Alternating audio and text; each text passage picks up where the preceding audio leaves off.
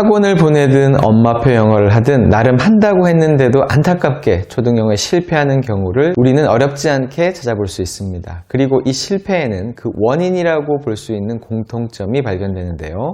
오늘은 절대 따라하시면 안 되는 초등영어 3가지 실수에 대해서 말씀드려 보겠습니다. 반대로 보면 이 3가지만 잘 피하면 좋은 성과를 이룰 수 있는 바탕이 될 수 있습니다. 첫 번째는 바로 영어가 쉬는 일이 잦다는 겁니다.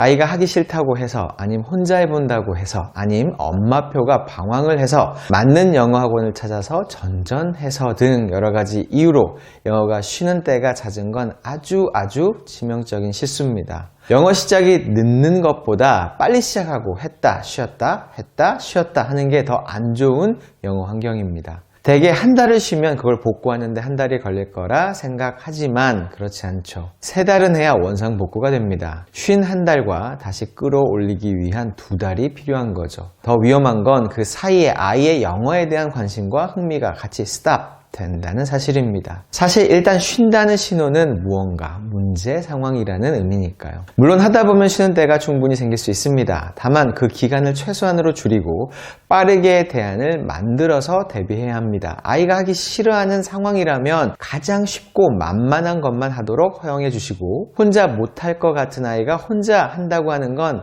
놀고 싶다는 의미니까 전적으로 수용해 주시면 안 됩니다. 엄마표가 방황을 하는 상황이라면 잠시라도 외부 교육기관을 적극 활용하시는 게 더 낫습니다. 단기적으로 할 자신이 없다면 학원의 도움을 받는 게 더 나은 전략이죠. 영어 학원을 전전하는 건 보통 3가지 이유 때문인데요. 아이가 영어에 대한 동기부여를 갖지 못해 소극적인 태도를 보일 때, 아이의 실력보다 부모의 기대가 커서 빡센 커리만 찾아 보낼 때, 영어 못지않게 학습 태도와 습관에 대한 케어가 필요한 아이인데 진도 위주의 학원만을 보낼 때, 이렇게 나눠볼 수 있습니다. 학원을 전전하는 경우라면 위 경우 중 어디에 해당되는지 객관적으로 파악해서 전전하는 이유부터 개선해야 아이의 영어가 방황하지 않을 수 있습니다.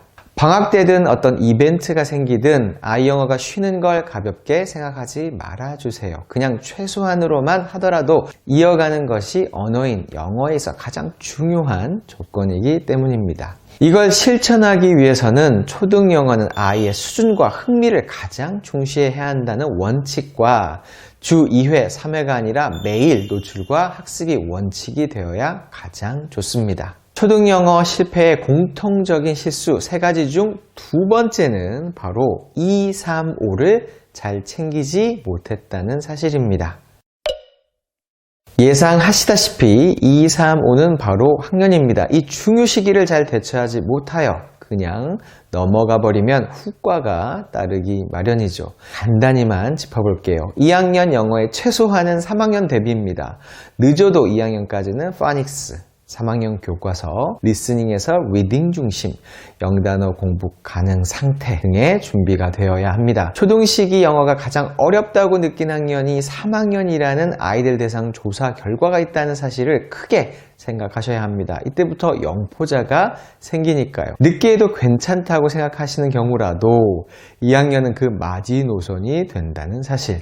리스닝은 집중 듣기도 좋고 리더스 챕터북도 좋지만 위에 말씀드린 이 내용들에 대한 대비도 필요하다는 점을 꼭 기억해 주세요. 3학년 영어는 본격적으로 리딩을 해야 하는 늦은 시작점입니다. 이 시기를 놓치면 원서 읽기 시작이 애매해집니다. 어휘도 하루에 단 1개라도 쓰고 또 기록해보는 습관을 들여야 하는 시기입니다. 리딩 실력의 폭발적 성장은 단순히 많이 읽어서 생기는 경우보다 어휘력을 뒷받침해서 올라가는 경우가 현실적으로 더 많고 타당합니다. 몇백 권, 1000권씩 읽는 아이보다 그렇지 않은 아이들이 절대 다수니까요. 5학년 때 문법 구문 학습이 시작되지 않으면 중등 영어의 스텝이 꼬이기 시작할 수 있습니다. 아주 쉬운 스타터 수준이라도 영어 문장의 형식이라는 개념을 이해하기 시작해야 하죠. 그래야 좀 더 길고 어려운 문장을 해석해 낼 수 있습니다.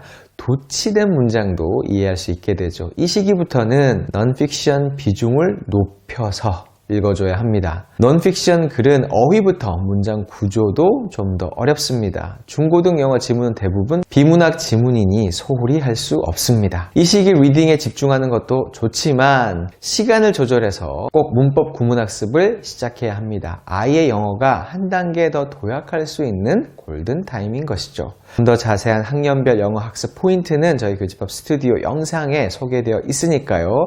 꼭 찾아보시면 도움이 되실 겁니다. 초등영어 실패의 공통적인 실수 3가지 중 3번째는 바로 포기도 좋은 전략인 줄 모른다는 것입니다. 내 아이는 나처럼 영어 한마디 못하는 사람이 되어서는 안 되니까 스피킹을 신경 쓰고 싶어서 스피킹 중심 커리를 가진 학원을 보내거나 화상 영어를 시킨다는 분들을 많이 봤습니다. 심지어 아이가 5, 6학년인데도 말이죠. 그 이유와 심정은 100% 이해가 되지만 이런다고 영어로 의사소통이 잘 되는 영어 실력을 갖추지는 못합니다. 의외로 스피킹은 리딩 실력에 결국 비례하게 됩니다. 문법 구문 실력에도 비례하고 라이팅과도 직결됩니다. 미국이 아닌 한국이라는 환경에서는 더욱 그렇죠. 단순히 패턴만 달달 외워서 말하는 건 실력을 크게 올려주지 못하고 또 나중에 해도 언제든 할 수 있습니다. 놓을 건 놓고 포기할 건 해야 진정으로 중요한 것부터, 즉 우선순위를 잘 갖춰서 아이의 영어 실력을 착실히 쌓아갈 수 있습니다. 중등 대비를 시작할 시기에 원서 읽기를 시작하는 것도 비추합니다. 아무리 유명하고 좋은 학원이라도 아이에게 맞지 않으면 과감히 포기하고 대안을 빨리 찾는 것도 중요합니다. 이건 앞서 말씀드린 첫 번째와도 직결되는 사안이죠. 영문법 학원만 2개나 다니는 학생을 직접 본 적이 있습니다. 왜 2개나 다니냐고 물어보니 유명한 곳들이라서 엄마가 다 다니라고 했다더라고요. 이런 사고를 기계적 교육관이라고 저는 부릅니다. 투입된 영어에 비례해서 결과가 나을 것이라는 생각인 것이죠. 참 위험합니다. 교육과 학습에서 어른들의 욕심이 가장 위험한 암초인 경우가 많습니다. 아이에게 부담이 크거나 못할 것 같은 건 과감히 포기할 줄도 알아야 합니다. 그 포기한 자리에서 새로운 싹이 자라날 여유가 생길 수 있으니까요. 부모가 어떻게 하든 아이는 결국 자랍니다. 그리고 그 성장의 지향점은 스스로 하는 아이가 되는 것입니다. 오늘 아이의 영어가 실패하는 3가지 요인, 반대로 성공하는 3가지 조건을 말씀드려 보았습니다. 우리 아이 영어의 현재 상황은 어떤가요? 공감 가시거나 질문이 있으시면 아래 댓글로 공유해 주시고요. 좋아요 한 번만 꼭 부탁드립니다. 감사합니다.